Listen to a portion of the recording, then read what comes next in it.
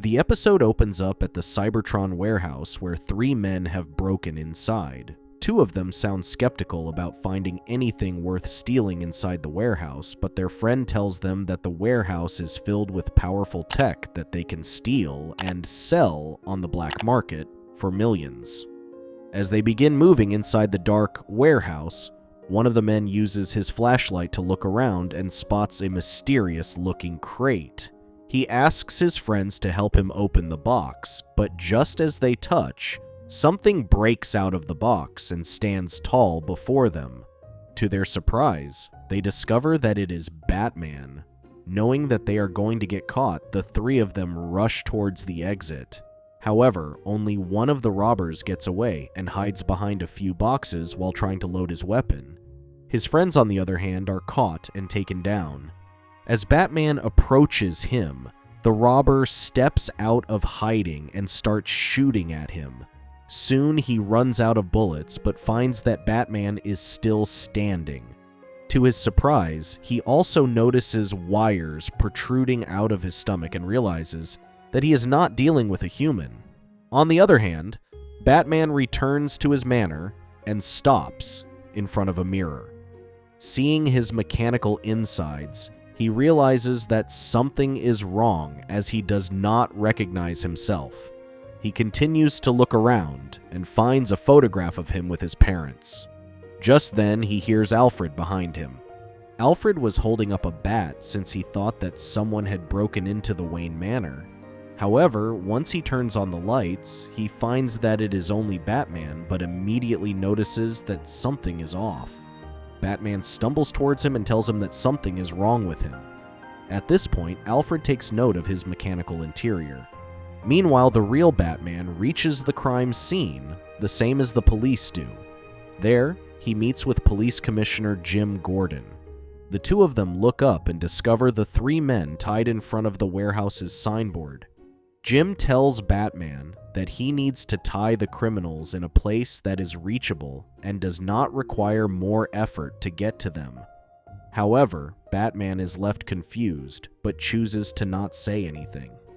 As the two of them move closer to the criminals, Jim plucks Batman's boomerang that is stuck on their shirt and hands it back to Batman, claiming that it belongs to him. Once again, Batman starts analyzing the boomerang since it looks identical to the one he was carrying. Once he takes a closer look, Batman finds a small device stuck to one of the criminal's shirts and takes Jim to the corner as the criminal begins to scream that he is not human and begs him to stay away. As soon as they are away from prying ears, Batman confesses that he did not catch the criminals, leaving Jim confused, who begins to wonder who might be responsible for taking the criminals down.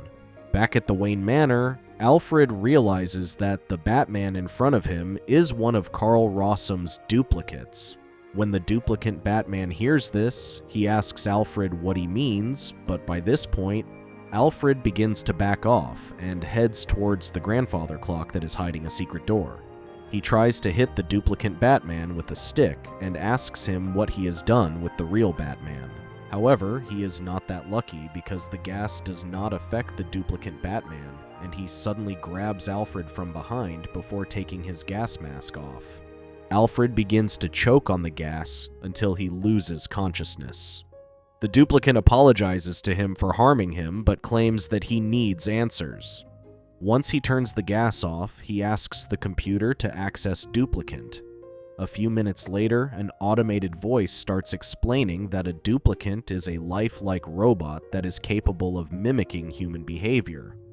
It is then revealed that all duplicates are designed and assembled by Cybertron Industries' holographic analytical reciprocating digital computer, which is also known as Hardak.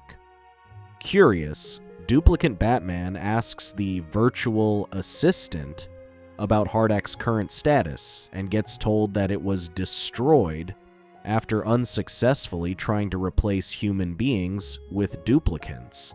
He then asks the computer about the probability of a Batman duplicate, who responds by saying that there is insufficient data about it, claiming that the only known duplicates have already been destroyed. Despite this, the duplicate Batman refuses to give up without getting some answers and asks the computer to locate Carl Rossum since he had heard Alfred mention that he might have been one of his creations. On the other hand, the real Batman goes to meet Rossum, who has now turned his life around and works at a farm. He shows Rossum the device he had found on the criminals and asks him if he has been working on creating duplicates again. However, Rossum swears that he has moved on and has given up on trying to recreate life.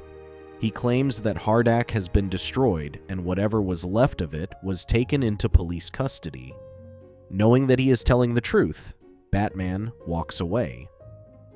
Later that night, Rossum is thinking about his interaction with Batman when he hears someone behind him. Assuming that it is Batman approaching him again, he turns around and says that he has nothing else to tell him. To his surprise, he discovers that it is the duplicate Batman. Once he is cornered, the duplicate Batman tells him that he needs his help. He pulls his cloak aside to reveal his broken interior and begs Rossum to help him. He claims that someone has stolen his body and trapped his consciousness inside a robot. Rossum takes a closer look at his damaged body and tells him that the damage is far too extensive for him to fix anything. When the duplicate Batman insists that he has been trapped inside the robotic body, Rossum tries to reason with him by telling him that he is confused and that he is not a human mind stuck inside a robotic body, but that he is, in fact, a robot. The duplicate Batman has a hard time believing this and insists that he is a real person because he has memories and a past. Rossum tells him he has data that was installed, even pointing out that he cannot recall feelings like having his first kiss or tasting steak for the first time. Once again, he asks duplicate Batman if he can recall anything past cold, hard facts. All he manages to accomplish is making the duplicate Batman mad, who then attacks him and asks him where Hardak is. Rossum tries to tell him that Hardak has been destroyed. Before duplicate Batman can attack him again, the real Batman, who had been hiding at the farm, decides to make an appearance and kicks the duplicate down. However, this does not last for long as the robot gets up again and manages to overpower him. When the real Batman falls into a pit, he hides behind a tree to come up with a better plan.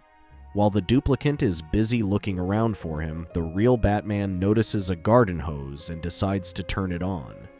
He sprays the robot with water, causing him to malfunction and fall to the ground. Rossum runs towards them with an axe, intent on destroying the duplicate once and forever, but Batman stops him, claiming that they need to keep the machine alive in order to find out if Hardak has been reactivated. Unbeknownst to them, the duplicate's eyes begin to turn red. Just as Batman goes to turn the duplicate around, the duplicate decides to attack. Batman acts quickly and tackles the duplicate. As the two of them continue to fight, the duplicate throws Batman out of the glass greenhouse, causing the entire structure to collapse. The duplicate's instincts light up and he rushes towards Rossum, who was standing in the middle of the collapsing greenhouse, and flings him out, protecting him from the glass. Once the dust clears, Rossum claims that they have finally lost the duplicate, but Batman remains alert and replies by saying that it is not gone forever. He then gets into the Batmobile and heads to the Gotham City Police Department impound yard to find Hardak remains. Coincidentally, this is also where the duplicate Batman is. As he sneaks inside, the duplicate manages to locate Hardak remains and goes to take a closer look. This is when he hears machinery whirring before an automated voice announces that the startup program has been initiated. The duplicate begins to feel strange and its body starts to move on its own. He grabs a plug and the automated voice announces that operational circuitry is being inserted. A repair sequence is initiated as soon as the duplicate plugs the operational circuitry. Once the repairs are complete, the automated voice once again announces that a memory error has been detected and its memory files are being configured.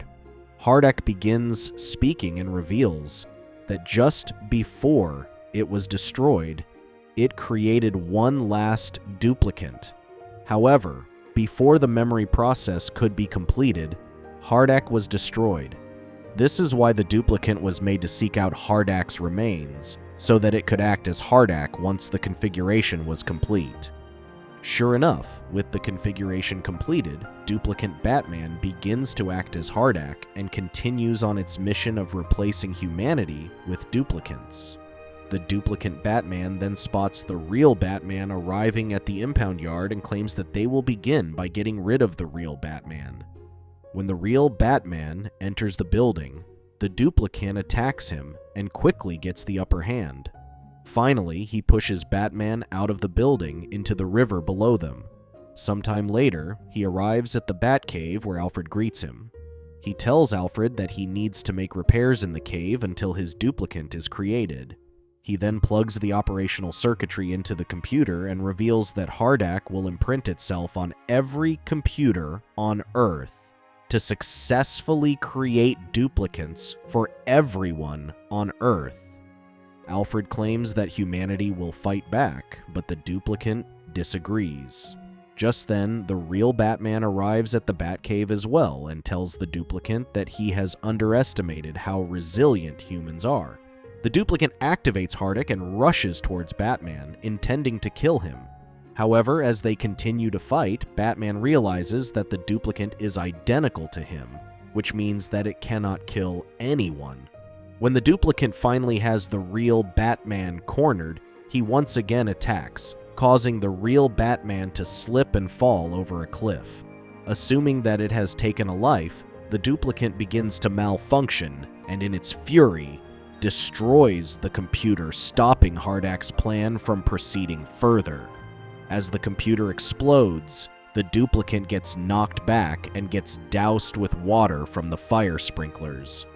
With the duplicate shut down forever, Alfred finds that Batman is well and alive. He had used his own inability to hurt others to take down the duplicate from getting rid of humanity. Thank you for watching. Check out these other videos and make sure to subscribe and tap the bell to be notified about our latest videos. See you next time.